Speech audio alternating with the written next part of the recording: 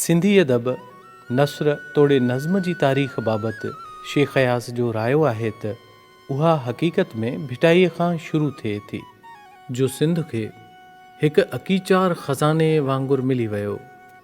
बाक़ी इन खां अॻु का सिपी को कोड के ॿचार भॻल कूड़ा सचा मोती मिलनि था। भिटाईअ खां पोइ सचल ऐं सामीअ खे छॾे सारो अदब भिटाईअ जो वर्जाव आहे।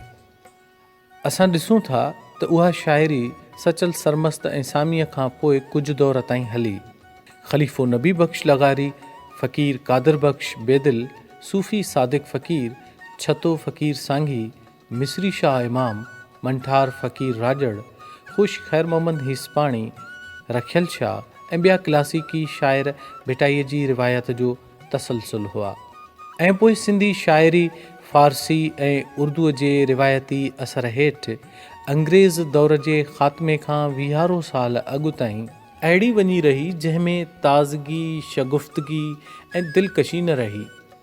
उन खां पोइ जेका जदीद सिंधी शाइरी सिरजी वई त उहा मस्त सिंधूअ वांगुरु बंद भञी आई ऐं हिकु भेरो वरी सिंधी शाइरीअ पंहिंजो औज ॾिठो।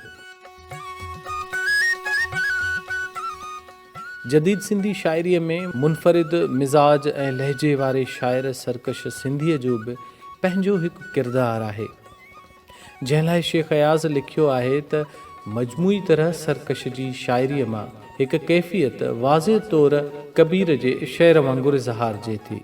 कबीरा खड़ा बाज़ार में लिए लुकाठी हाथ, जो घर फूके अपना चले हमारे साथ। कबीर बाज़ार में बीठो आहे ऐं ॿरंदड़ लठ उन जे हथ में आहे ऐं चवे पियो त जेको पंहिंजो घर ॿारे सो असां सां गॾु हले। सरकश सिंधीअ जी शाइरी दर्दे दिल, अमुन आब हयात, प्यार ऐं आज़ादी ऐं सिंधू ॻाए थी ताईं पहुचंदे हिकु रुख ऐं रंग अख़्तियार करे वठे थी। मूं ॾिठो आहे रिसालनि में ॾाढा सुठा सुठा नौजवान आहिनि जेके तमामु सुठो लिखनि था, ऐं असां इन उमिरि में शायदि जेको हाणे लिखनि था उहे असां इन उमिरि में एतिरो कोन सुठो लिखी सघियासीं। एतिरो सारो सफ़र कयो आहे, 50, 52, 55 वरिया, तॾहिं कुझु न कुझु अहिड़ा लफ़्ज़ लुछा जहिड़ा ॾेई था सघूं। बाक़ी नौजवान दोस्त तमामु सुठो पिया लिखनि। सरकश सिंधीअ जो असली नाव अब्दुल मजीद हो। हुन 1 अक्टूबर 1940 ईस्वीअ ते सिंध जे जय्यद आलमे दीन मुली अब्दुल्लाह चांडे जे घर सीता लॻ ॻोठ पली पोटरा ज़िले दादूअ में जनमु वरितो। अब्दुल मजीद होश संभालींदे ई नंढी उमिरि में फ़ारसी अरबी पढ़ी वरिती ऐं क़ुरान शरीफ़ जो हिफ़्ज़ बि कयाईं। मौलिम थी केतिरनि ई हंधनि ते पढ़ायाईं। दीनी तालीम सां गॾु दुनियावी तालीम बि पिरायाईं। 1954 ईस्वीअ खां 1971 ईस्वीअ वारे अरसे में हुन फाइनल, मैट्रिक, BA ऐं B.Ed जा इम्तिहान पास करे तालीम खाते में उस्ताद थियो, जंहिं दौरान 13 साल प्राइमरी उस्ताद ऐं 13 साल हाई स्कूल जे उस्ताद तौरु गवर्नमेंट हाई स्कूल रते देरे ऐं government pilot higher secondary school लाड़काणे में पंहिंजूं ख़िदमतूं सरअंजाम ॾिनाई ऐं 1987 ईस्वीअ में पायलट स्कूल लाड़काणे मां HST तौरु रिटायरमेंट वरिताईं।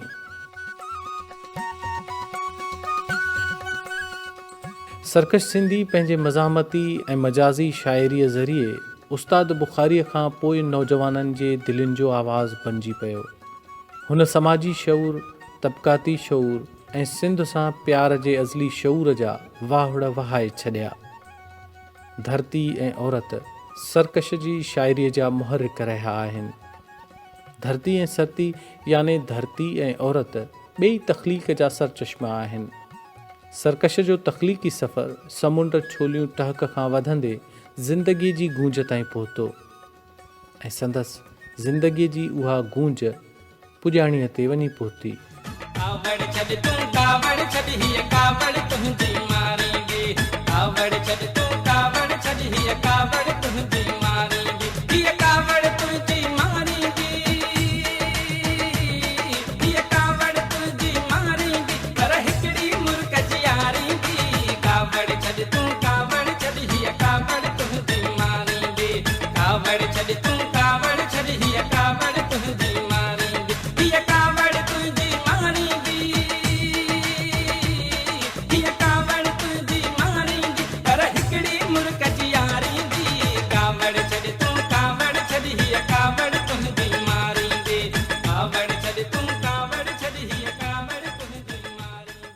शाइर जी मञता ऐं अमरता पंहिंजे दौर में थींदी आहे ऐं मुए पुॼाणा पिणु।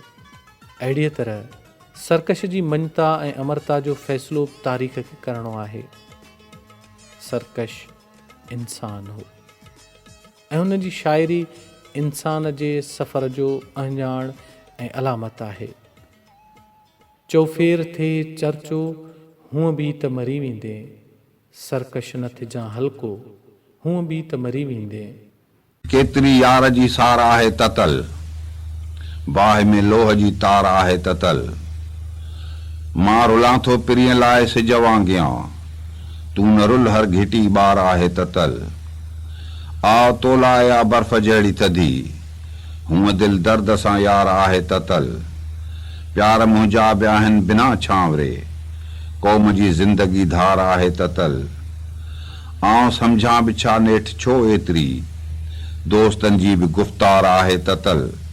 हां सरकश लधो कोस घर जे पुठियां, जीत खां एतिरी हार आहे ततल। सरकश ॻरो हो या हल्को, पर हू हो पंहिंजे रंग पंहिंजे मिज़ाज जो माण्हू, हिकु मुनफ़रिद शख़्स, हिकु मुनफ़रिद शाइर। संदसि शाइरीअ जी ॿोली ऐं लहजो पंहिंजे हमअसरनि खां मुनफ़रिद ऐं मुख़्तलिफ़ हो। मज़ाहमती शाइरीअ में अब्दुल करीम गदाई ऐं नियाज़ हमायूनीअ जो पंहिंजो रंग हो। मोहम्मद ख़ान मजीदी, सरवेज सिजावली ऐं इब्राहिम मुंशीअ जो पंहिंजो रंग हो। उस्ताद बुखारी ऐं सरकश जो पंहिंजो पंहिंजो रंग हो।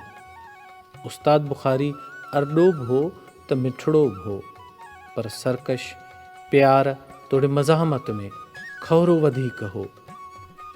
सरकश सिंधी पंहिंजी समूरी ॼमार इल्म अदब खे अर्पे छॾी। हुन पंहिंजे हयातीअ जे सफ़र खे जूणियूं जीअ जहान जूं जे नाले सां किताबी शकिल में आंदो।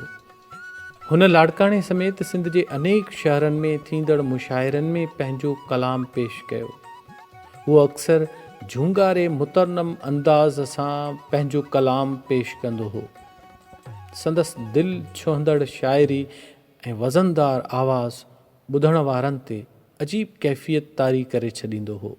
हाँ मुंहिंजो कढी वई हली हाय तूं, हाणे ईंदीअ बि मूं ॾांहुं छा लाइ तूं।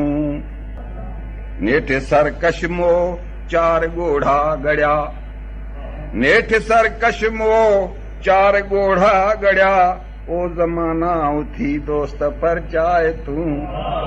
नेठि सरकश मोह चार ॻोढ़ा गड़िया, ओ ज़माना उथी दोस्त परचाए तूं। हाँ मुंहिंजो कढी वई हली हाय तूं, हाणे ईंदीअ बि मूं ॾांहुं छा लाइ तूं।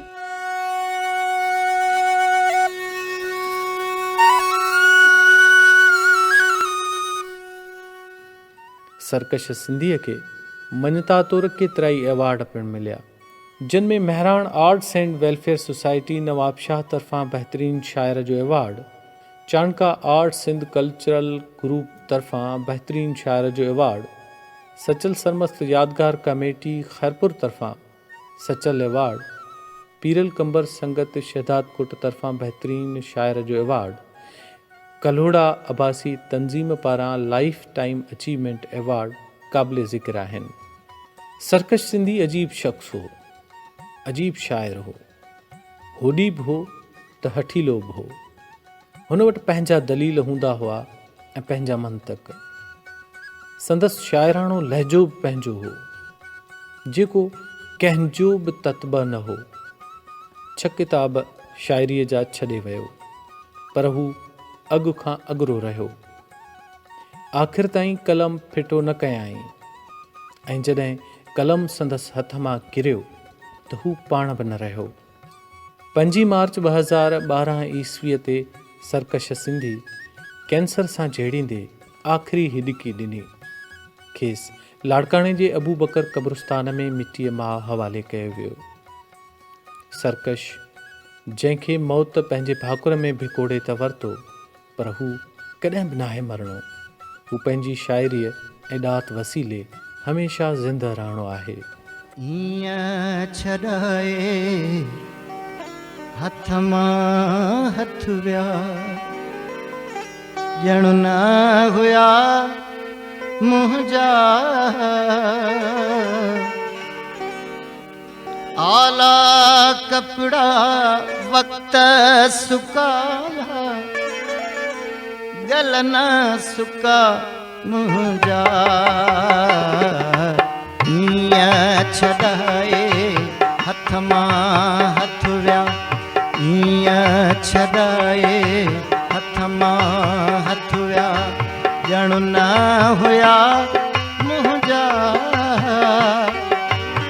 आला कपड़ा वक्त सुकाया गल न सुका मुंहिंजा ईअं छॾाए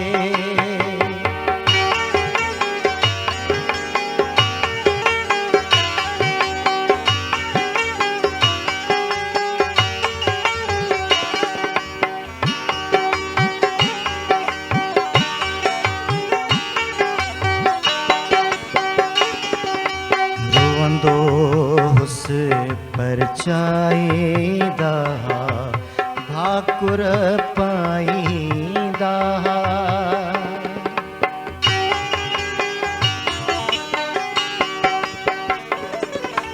रोवंदो हुस परचाईंदा भाकुर पाईंदा